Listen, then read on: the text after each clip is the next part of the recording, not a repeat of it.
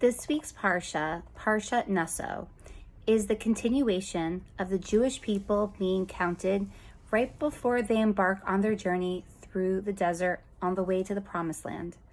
Now, it's very interesting because the way that we count in Judaism isn't just by somebody going around and giving everyone a number. Instead, everybody has to give a half a shekel. And once we have the total amount that we've collected, we then figure out how many Jewish people there are. So why don't we count in the traditional way? Well, think about it.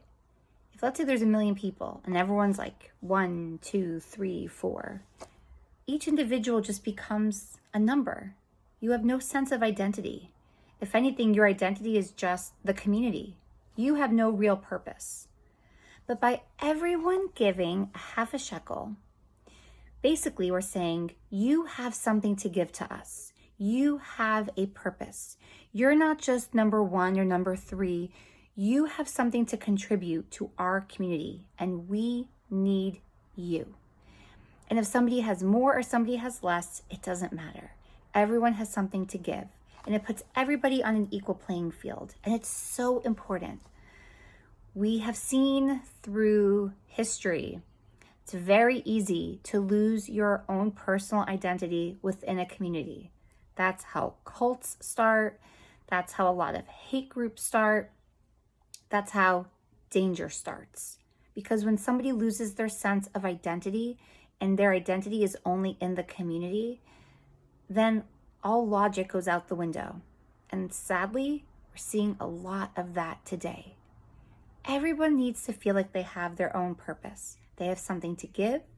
And that also allows you to think about what it is you want to contribute. How am I going to make a difference to my family, to my community, to myself, to my life? Because when you infuse meaning that only you can give, it gives your life a whole new meaning.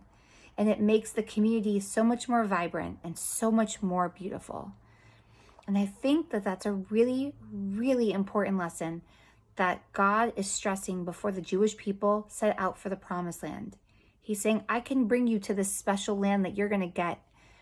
But if you don't feel like you have a purpose, it's not going to work. If you don't feel like I need you, it's not going to work. If you feel like you're better than the person next to you, it's not going to work. If you feel like you're unworthy, it's not going to work. You need to know that you are you and you can give, and I want you to be a part of this, but in your own way. It doesn't make you better than somebody else or worse than somebody else. It makes you uniquely different. And that's the power of Naso. And that's how you become a really strong community, but at the same time, you have really secure individuals that make up your people. And that's how we stop having large groups that create hate or create injustice, or groups that feel that if they don't carry on their community's mission, then that's the end. And that's not how it's supposed to be. We're supposed to be a community of givers who are secure and happy with themselves, and then create more beauty, more happiness, and are a light on the nations to the world. Shabbat Shalom.